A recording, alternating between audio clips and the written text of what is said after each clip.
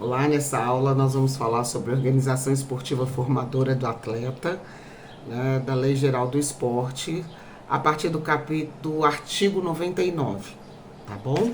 Então nós vamos falar o que é essa formação esportiva, o que cabe à organização formadora, né, as faixas etárias que estão incorporadas nessa formação, as atribuições, os cumprimentos de certificações com as entidades administradoras do desporto que emitem essas certidões.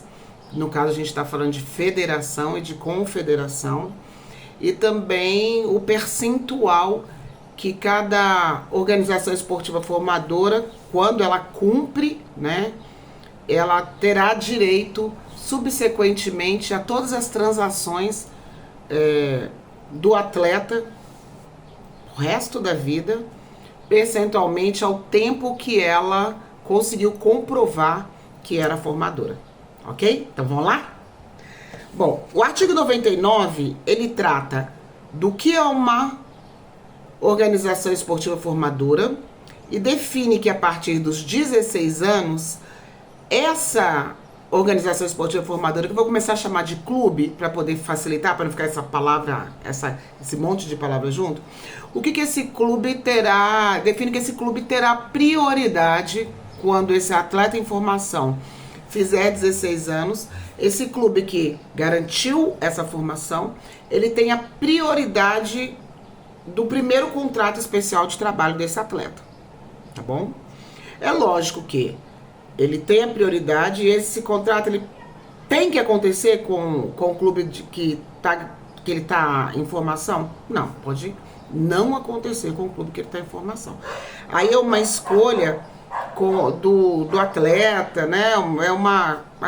Cada um tem a sua história, né? Se cresceu muito, se está sendo disputado, se tem outras ou não, né? Ou que seja um atleta também mediano, isso aí. E esse primeiro contrato de trabalho, diferente dos outros contratos que virão subsequentes, não é?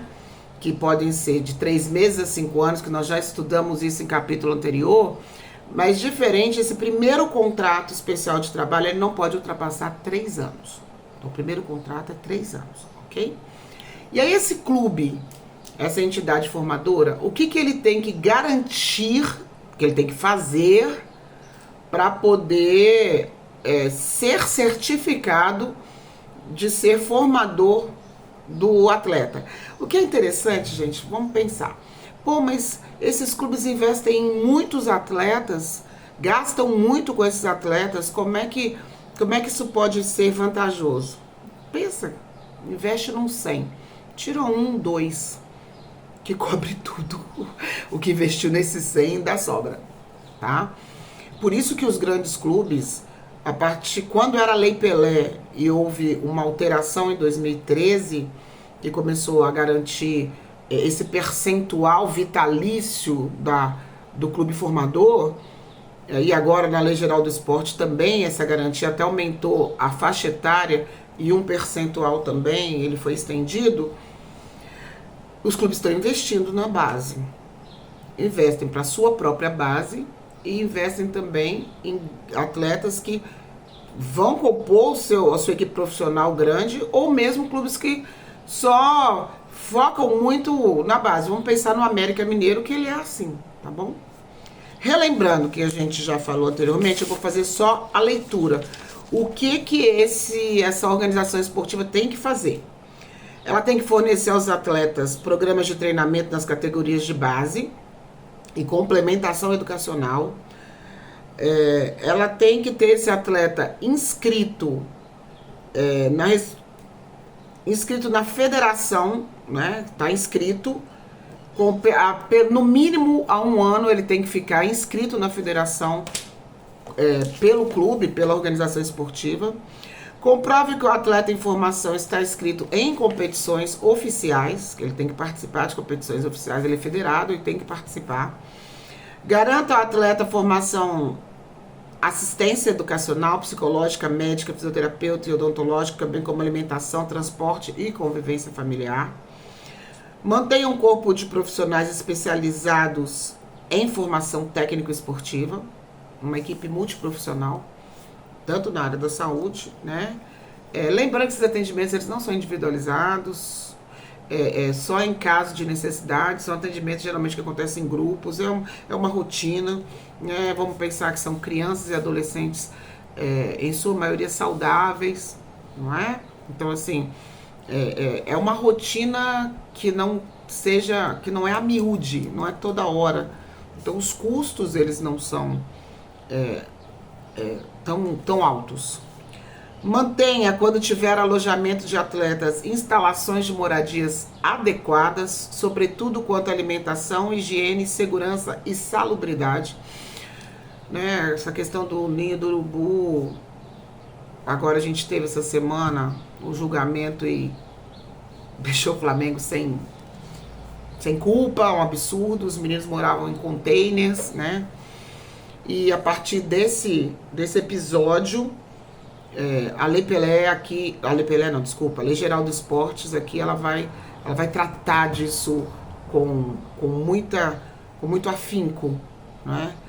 Os alojamentos, eles têm que ser certificados, eles têm que passar sempre por vistorias e tem que receber a certificação que está em condições de alojar os adolescentes. Ajuste o tempo destinado à formação do atleta não superior a 4 anos, ou seja, o treinamento não pode... 4 horas diárias. Toda hora estou retornando aqui, mas eu não vou gravar de novo não, tá bom?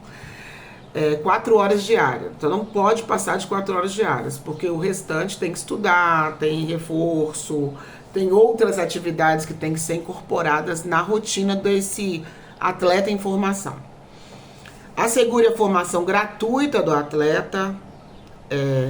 Comprove que participa anualmente de competições organizadas pela federação e que tenha jogado pelo menos em 2 categorias pelo clube, né? Então tem que estar federado, no mínimo há 1 ano, e tem que ter jogado 2 categorias. Isso tudo tá.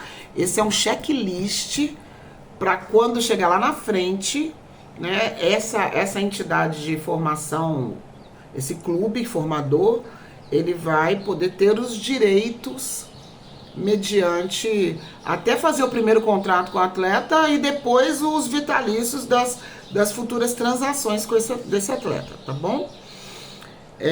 Garanta que o período de seleção não coincida com os horários escolares, então os treinamentos e tudo tem que ser organizado para que o atleta vá para a escola. Realiza exames médicos, admissionais e periódicos. Proporciona ao atleta informação, convivência familiar com visitas regulares à sua família. Eu disse a vocês aquele dia, assim, como é que pode ser... quando está na mesma cidade, né, tem os dias de... o final de semana, os dias assim... A possibilidade do atleta ir em casa, né, e até mesmo a família acessar o CT.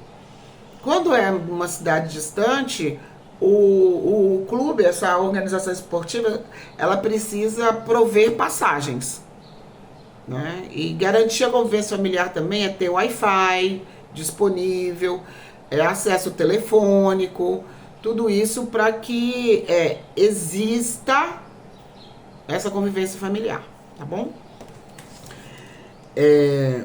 Ofereça um programa contínuo e suporte contra o abuso e a exploração sexual. Informações, cuidado, né? Nós já tivemos, e às vezes aparecem, né, diversos episódios de técnicos, de clubes, né, que são não tão do primeiro escalão, que a gente escuta mais sobre ter abusado dos atletas. Eu tô falando dos atletas e as atletas, tá? Nós estamos aqui falando e esse contexto, eu tô dizendo mais a questão do futebol, porque isso aqui que a gente está falando acontece no futebol. Em outras modalidades esportivas ainda é incomum ter toda essa estrutura de base esportiva garantida e acontecendo, né? Talvez em algum grande clube os grandes clubes do voleibol já está acontecendo, mas e o futebol acontece. As outras modalidades ainda estão tá crescendo. A ginástica artística, a ginástica rítmica, né? Estou falando com vocês e estou lembrando dessas modalidades que tem as atletas já morando em estruturas, mas, né, é um caminhar. O futebol ele é referência maior nesses exemplos que eu estou dando aqui. Qualifique os profissionais têm que estar qualificados. Institua ouvidoria para receber denúncia de maus tratos e de exploração sexual. Propicia ao atleta participação em atividades culturais e de lazer. Apresente ao Ministério Público anualmente os laudos técnicos, aquilo que eu falei do alojamento, expedido pelos órgãos e pelas autoridades competentes pela vistoria de condições de segurança dos alojamentos que mantêm os atletas em formação. Isso no parágrafo 1º do artigo 99. Parágrafo 2º. A Organização Esportiva Nacional, ela tem que... E aí nós estamos falando... a confederação, ela vai certificar esse clube formador por meio os laudos dessas vistorias, tá bom? Parágrafo 3º, o atleta não profissional em formação. O que é um atleta não profissional? É aquele que não assinou o primeiro contrato especial de trabalho. A partir do momento que ele assinou o primeiro contrato especial de trabalho, ele já é um atleta profissional. É considerado um atleta em formação não profissional entre 14 e 20 anos. A partir dos 20 anos, se não assinou contrato, não é mais um atleta em formação. Não está garantido os termos da lei e esses direitos que se tem aqui, que eu acabei de ler para vocês, e outros que eu vou continuar explicando, tá? Esse atleta entre 14 e 20 anos, ele pode receber uma bolsa auxílio. O que é isso? Ele pode assinar o contrato a partir dos 16 anos. Aí, a partir dos 14, ele pode receber uma bolsa auxílio, uma grana, vamos traduzir? Sim. Não tem valor definido mínimo, não existe. Ela é livremente pactuada entre o clube, o atleta e a família. Então, quando a gente pensa em atletas os talentos esportivos que aparecem antes dos 16 anos, né, e o clube quer segurar, e essa bolsa auxílio ela é muito alta para poder estar segurando, tá? Mas a bolsa auxílio não gera vínculo empregatício, tá bom? Também, diferente da Lei Pelé, que na Lei Pelé tudo era garantido a partir dos 14 anos, tá bom? Na Lei Geral do Esporte, os 12 anos, eles já estão incluídos em muitos direitos aqui. E aí, quais são as exceções? É facultativo. O clube, ele pode dar isso, que eu vou falar aqui que é facultativo, ou ele não pode dar entre 12 e 14 anos. Mesmo assim, ele vai ser considerado um clube formador, porque ele vai fazer todas as outras coisas, e essas 3 coisas que eu vou falar aqui para vocês, elas são facultativas. Então, não precisa federar o atleta entre 12 e 14 anos. Se quiser, não precisa. Não precisa garantir que ele seja federado e que ele participe, aquela questão do ano federado e participar de 2 anos, 2 categorias oficiais, isso não precisa, tá bom? E outra coisa que não precisa dar alojamento, só se quiser. Se quiser dar condição, pode dar. Antes, na Lei Pelé, o atleta em formação menor de 14 anos, ele não podia entrar no alojamento, não podia ficar no CT, não podia ficar alojado aonde fosse colocado. Agora já pode. Não é obrigatório, mas pode, tá bom? No parágrafo 5º, o clube formador terá direito a um valor indenizatório se impossibilitado de assinar o primeiro contrato especial de trabalho. Vamos lá. Falei logo no início que o clube formador, ele tem o direito de assinar o primeiro contrato de trabalho com o atleta em formação a partir do momento que com a certificação que o clube era formador. Mas aí acontece uma situação que vem um outro clube com muito interesse e o atleta não quer assinar o primeiro contrato, né? Empresário, família, o atleta, as coisas se decidem. O primeiro contrato com o clube formador. O que será de direito desse clube formador de receber? Ele vai receber 200 vezes o valor gasto comprovadamente com a formação do atleta, inclusive se teve bolsa auxílio. Então se faz uma média de tudo que gastou. Lógico que existe uma planilha, até brinquei na nossa aula anterior, que eu não gostaria de ser a pessoa que faria essa planilha, né, para custear educação, equipe multiprofissional de saúde, de reforço pedagógico, de alojamento, alimentação, tudo aquilo que eu já falei anteriormente. Então faz um custo do que gastou com esse atleta em formação e se teve bolsa auxílio. E aí esse clube formador, ele tem direito a receber 200 vezes o que foi gasto com esse atleta em formação, tá bom? Parágrafo 7º. A organização esportiva formadora, ela é detentora, como eu disse, do direito do primeiro contrato de trabalho, se de interesse e de preferência do atleta. E também ela é detentora ao direito da primeira renovação desse contrato de trabalho, que não pode ultrapassar 3 anos. Beleza? Vamos lá, passar aqui. Aí fala que para assegurar esse direito de renovação, né, essa de preferência, tem que mandar... tem que apresentar, antes de terminar o contrato, esse primeiro contrato do atleta, tem que apresentar uma proposta com tudo que a renovação vai garantir num prazo de 45 dias antes. Só estou colocando isso aqui para exemplificar, tá bom? Na hipótese de outro clube oferecer uma proposta mais vantajosa, o atleta vinculado à organização esportiva que o formou, ele tem que prestar atenção ao seguinte: se o que está constando de remuneração para poder avaliar, né?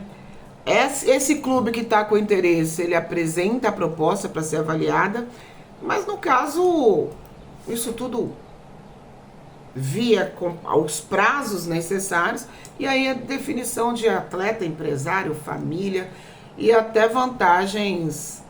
Se a gente tem um clube formador, o foco desse clube é a formação, e mesmo assim ele tinha assinado esse primeiro contrato de trabalho, é vantagem para ele qualquer negociação com esse atleta. A gente não tem dúvida, né? E aí tá falando que o atleta em formação, no parágrafo 16, o atleta em formação menor de 14 anos, ele poderá se desligar da entidade formadora a qualquer momento, sem necessidade de indenização. Então essa cláusula indenizatória das 200 vezes o que foi gasto com o atleta em formação, ela se aplica a partir dos 14 anos. Entre os 12 e 13 anos, a cláusula indenizatória não é o percentual que o clube vai ter direito. Essa cláusula indenizatória, ela não existe, tá bom? O pai do menino foi transferido para outra cidade, tal, e aí levou o menino antes dos 14 anos, ele treinava, ele, a entidade não morava no alojamento, né, porque não é obrigatório, morava em casa, mas o clube dava toda aquela assistência e tal, pode ir tranquilo, não tem indenização para isso. E aí fala sobre que todos esses atletas, agora no artigo 100, no artigo 101, e tem diversos itens, até replica muitas coisas do artigo 99, mas colocando aqui, falando das horas diárias, assistência educacional, replica os direitos que esse adolescente, né, a parte do ECA. ECA é o quê? Estatuto da Criança e do Adolescente. Então, confirma a convivência familiar, a assistência de monitor e todas as outras coisas que se tem direito, né?